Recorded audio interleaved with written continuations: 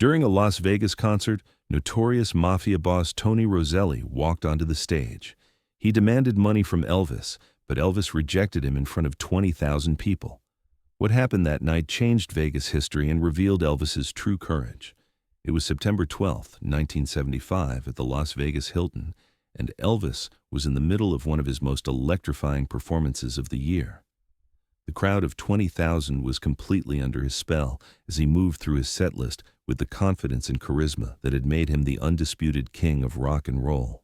He had just finished an explosive version of Burning Love and was transitioning into My Way when something unprecedented and terrifying happened. From the VIP section near the front of the stage, a man in an expensive dark suit began walking purposefully toward the performance area. Security guards initially moved to intercept him, but he flashed something that made them step aside immediately. The man continued walking until he reached the edge of the stage, then, with surprising agility for someone his age, pulled himself up onto the platform where Elvis was performing. Elvis noticed the intrusion immediately, but continued singing, his years of professional experience kicking in as he tried to maintain the flow of the show. However, as the man walked directly toward him with unmistakable intent, Elvis gradually stopped singing and signaled for his band to stop playing. The arena fell into a confused silence as 20,000 people watched this unprecedented interruption unfold. Before we dive deeper into this incredible confrontation that would become one of the most dangerous moments in entertainment history, make sure to subscribe and hit that notification bell. What you're about to learn reveals a side of Elvis that few people ever witnessed and a side of Las Vegas that was hidden from the public. The man who had interrupted Elvis's performance was Tony Roselli, one of the most feared figures in organized crime and a central player in the Las Vegas casino operations that were secretly controlled by mob families from across the country. Roselli was not just any criminal. He was a high-ranking member of the Chicago outfit who had been instrumental in establishing the Mafia's control over Las Vegas entertainment and gambling operations throughout the 1960s and early 1970s. What made Roselli's appearance on Elvis's stage particularly shocking was that he had never before made such a public display of his power and influence. The Mafia's control over Las Vegas was extensive but carefully hidden, conducted through intermediaries and legitimate-seeming business relationships that allowed organized crime to profit from the city's entertainment industry without exposing their involvement to public scrutiny. As Roselli approached Elvis on the stage, the king of rock and roll stood his ground, showing no signs of the fear that would have been natural in such a situation. The two men faced each other for a moment that seemed to last forever, while the massive audience watched in stunned silence, unsure of what they were witnessing, but sensing that something extraordinary and dangerous was happening. Roselli, who was known for his cold demeanor and intimidating presence, looked directly at Elvis and spoke loudly enough for his voice to carry through the arena's sound system. His words would shock everyone present and create a confrontation that would be talked about for decades. "Elvis, you owe us money, and it's time to pay up." The accusation that Elvis owed money to organized crime figures was not entirely surprising to those who understood how Las Vegas operated in the 1970s. Many entertainers who performed regularly in the city's major venues had complex financial relationships with the casino owners and the hidden powers who controlled them. What was shocking was that Roselli had chosen to make this demand in the most public way possible, in front of thousands of witnesses and with Elvis's microphone amplifying every word. Elvis's initial reaction to Roselli's demand was one of calm composure that surprised everyone who witnessed it, including members of his own band and security team. Rather than showing fear or attempting to have Roselli removed from the stage, Elvis stepped closer to the Mafia boss and responded in a voice that carried clearly through the arena's sound system. "Tony," Elvis said, his voice steady and controlled, "if you have business with me, we can discuss it privately after the show. But right now, I have 20,000 people here who paid good money to hear music, not to watch a shakedown."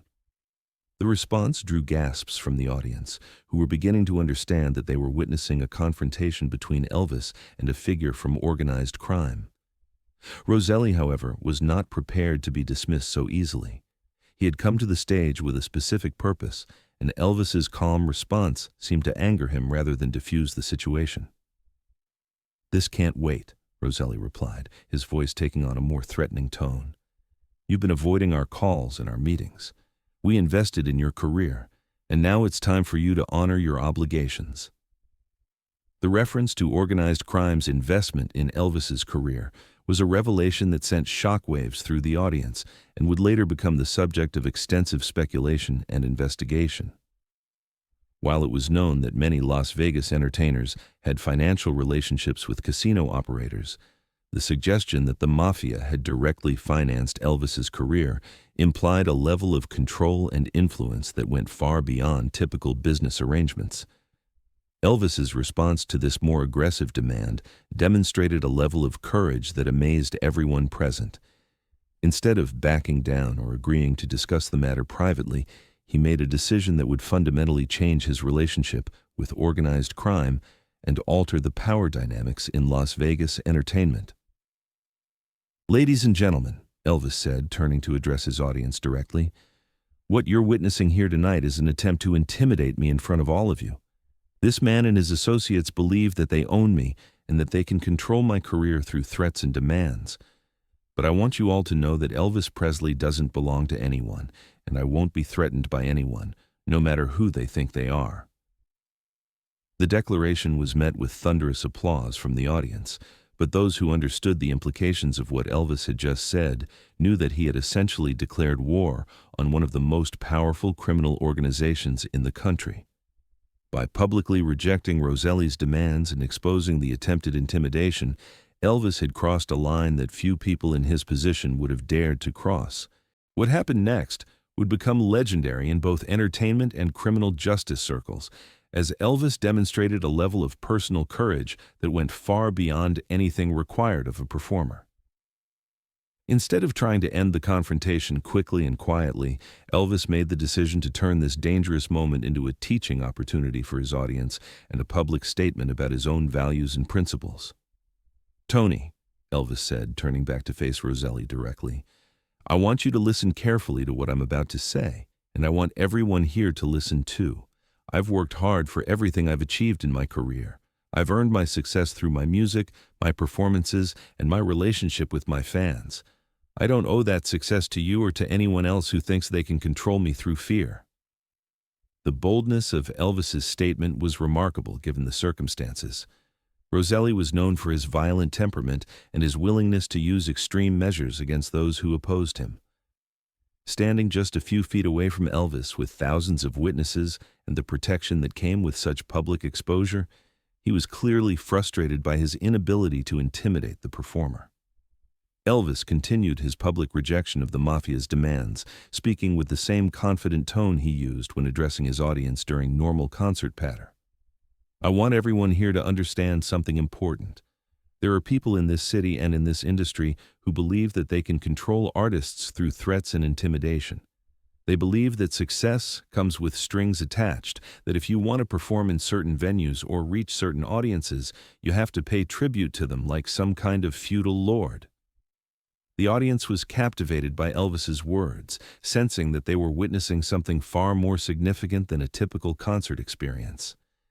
Many of them were beginning to understand that Elvis was not just rejecting Roselli's specific demands, but was making a broader statement about artistic freedom and independence in the entertainment industry. "But I'm here to tell you," Elvis continued, his voice growing stronger and more passionate, "that real artists don't bow down to bullies. Real artists create music because they love it and because they want to share it with people who appreciate it. They don't perform because they're forced to or because they're afraid of what will happen if they don't." Roselli, realizing that his public confrontation had backfired spectacularly, began to retreat toward the edge of the stage. His attempt to intimidate Elvis had instead given the performer a platform to publicly challenge the Mafia's control over Las Vegas entertainment, and the audience's enthusiastic support for Elvis made it clear that the public sided with the entertainer over the criminal. Elvis, however, wasn't finished. As Roselli prepared to leave the stage, Elvis called out to him one final time. "Tony, I want you and everyone you work with to understand something. I'm not afraid of you, and I'm not going to be controlled by you. If you have a legitimate business dispute with me, then we can settle it through proper legal channels. But if you think you can threaten me or intimidate me, then you've seriously misjudged who you're dealing with. Have you ever witnessed someone stand up to a bully in such a public and dramatic way? Elvis's confrontation with Tony Roselli became a defining moment that showed his true character under pressure. The immediate aftermath of Elvis's public confrontation with Tony Roselli was unlike anything Las Vegas had ever experienced. As Roselli left the stage, clearly defeated and humiliated, the audience erupted in the longest and most enthusiastic standing ovation of Elvis's entire career. But this wasn't just appreciation for a good performance. It was recognition that they had witnessed an act of genuine courage that had larger implications for the entertainment industry and Las Vegas as a whole. Elvis, rather than immediately returning to his musical performance, took several minutes to address what had just happened and to explain to his audience why he had chosen to handle the situation so publicly. He spoke about the importance of artistic integrity and the responsibility that entertainers have to maintain their independence from corrupting influences, no matter how powerful those influences might be. "What you just saw," Elvis told his audience, "was an attempt to turn me into something I'm not willing to become. There are people in this industry who want to own artists, who want to control what we say and what we sing and how we present ourselves to you. But art doesn't work that way. Music doesn't work that way. The relationship between a performer and an audience has to be honest and authentic, or it's not worth anything." The speech, which lasted about 10 minutes, was interrupted several times by applause and cheers from an audience that was clearly moved by Elvis's willingness to take a stand on such an important issue. When he finally returned to his musical performance, the energy in the arena was unlike anything anyone present had ever experienced. Every song was met with thunderous applause, and the audience seemed to hang on Elvis's every word and gesture. Word of the confrontation spread quickly throughout Las Vegas and beyond. Within hours, news of Elvis's public rejection of Mafia demands was being discussed in casino executive offices, law enforcement agencies, and entertainment industry boardrooms across the country. The incident had implications that went far beyond Elvis's personal situation, as it represented the first time a major entertainer had publicly challenged organized crime's control over Las Vegas entertainment. The response from law enforcement was immediate and significant. FBI agents who had been investigating organized crime's involvement in Las Vegas casinos saw Elvis's public statements as confirmation of what they had long suspected about the Mafia's control over the entertainment industry. Within days of the incident, federal investigators were reaching out to Elvis and his representatives, hoping to gather more information about his experiences with organized crime figures. For Elvis personally, the confrontation marked a turning point in how he viewed his role as an entertainer and public figure. He began speaking more openly about issues of artistic freedom and independence, and he made it clear that he would not allow anyone to dictate the terms of his career or his relationship with his audience. This new assertiveness would influence his performances and his public statements for the remaining 2 years of his life. The consequences of Elvis's confrontation with Tony Roselli extended far beyond that single evening at the Las Vegas Hilton. The incident sparked a series of investigations, policy changes, and shifts in power relationships that would fundamentally alter how the entertainment industry operated in Las Vegas and beyond. Within weeks of the confrontation, several other major entertainers who had been performing regularly in Las Vegas began speaking out about their own experiences with organized crime figures who had attempted to control their careers through financial manipulation and intimidation. Elvis's public stand had given these artists courage to share their own stories, creating a wave of revelations about the extent of Mafia influence in the entertainment industry. The Nevada Gaming Commission, which regulated casino operations in the state, launched a comprehensive investigation into the relationships between organized crime figures and entertainment venues. The commission had long suspected that criminal organizations were using Las Vegas casinos to launder money and exert influence over legitimate businesses, but Elvis's public confrontation with Roselli provided the kind of concrete evidence they needed to take action. Federal law enforcement agencies also intensified their investigations into organized crime's Las Vegas operations. The FBI had been monitoring Tony Roselli and other Mafia figures for years, but the public nature of the confrontation with Elvis provided them with new opportunities to gather evidence and build cases against criminal organizations that had previously operated with relative impunity. For Tony Roselli personally, the failed attempt to intimidate Elvis proved to be a significant setback that damaged his reputation within organized crime circles. The public humiliation of being rejected and dismissed by a performer in front of thousands of witnesses undermined his authority and effectiveness as a Mafia enforcer. Within months of the incident, Roselli's influence in Las Vegas operations had diminished significantly, and he was eventually reassigned to less prominent roles within the organization. The incident also had broader implications for how celebrities and public figures approached their relationships with potentially corrupting influences. Elvis's willingness to publicly confront organized crime figures inspired other entertainers to be more assertive in maintaining their independence and resisting attempts at manipulation or control. Perhaps most significantly, the confrontation between Elvis and Roselli marked the beginning of the end for organized crime's overt control over Las Vegas entertainment. The public attention generated by the incident, combined with the subsequent investigations and policy changes, made it much more difficult for criminal organizations to operate openly in the city's entertainment venues. Elvis's decision to stand up to the Mafia also enhanced his reputation among fans and fellow entertainers who admired his courage and principle. The incident demonstrated that beneath the glittering jumpsuits and showmanship was a man of genuine character, who was willing to risk his career and personal safety to maintain his integrity and independence. The confrontation between Elvis Presley and Tony Roselli on September 12, 1975, became one of the most significant moments in the history of Las Vegas entertainment and organized crime in America. The incident demonstrated that even the most powerful criminal organizations could be challenged successfully when someone was willing to take a principled stand in a public forum. The long-term effects of that evening extended far beyond the immediate consequences for Elvis and Roselli. The entertainment industry as a whole began to develop new protocols and safeguards designed to protect artists from organized crime influence and intimidation. Record labels, talent agencies, and venue operators implemented policies that made it more difficult for criminal organizations to exert control over entertainers and their careers. Law enforcement agencies used the momentum generated by Elvis's public stand to launch broader investigations into organized crime's involvement in legitimate businesses throughout the United States. The success of these investigations led to significant prosecutions and convictions that weakened the power and influence of several major criminal organizations. For Las Vegas specifically, the incident marked the beginning of a transformation from a city where organized crime operated with relative openness to one where legitimate business practices and regulatory oversight became the norm.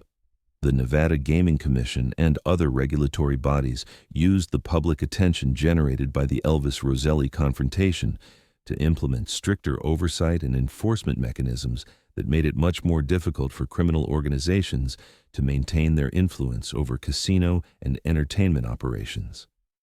Elvis himself continued to speak out about issues of artistic freedom and independence for the remainder of his career.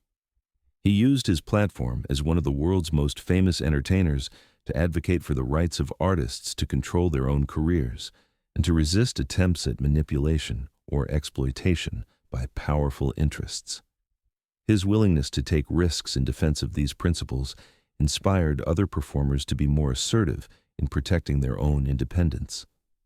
The story of Elvis's confrontation with the Mafia also became an important part of his legend and legacy.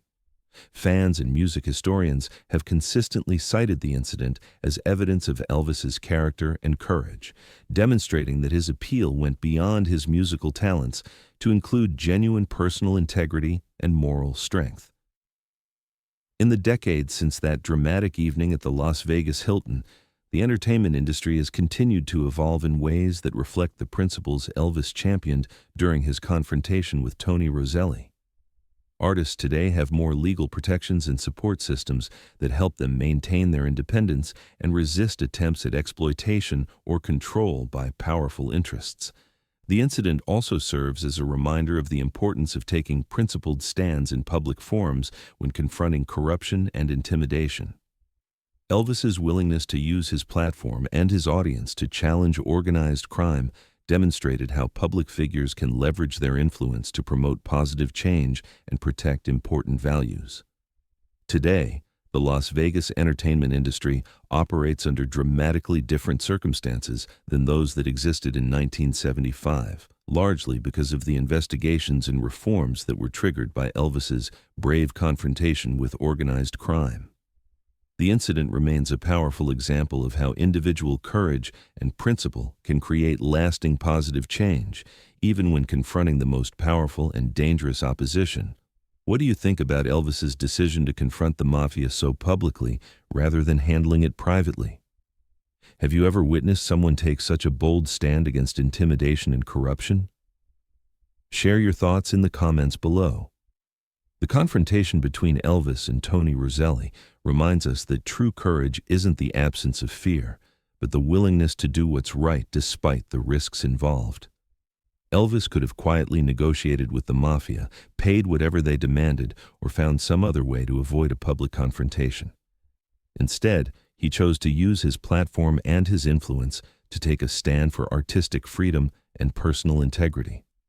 If this incredible story of courage and principle moved you, please subscribe for more untold stories about the moments that revealed the true character of music's greatest legends. Hit that notification bell and share this video with someone who understands that sometimes the most important battles are fought not in private negotiations, but in the full light of public scrutiny.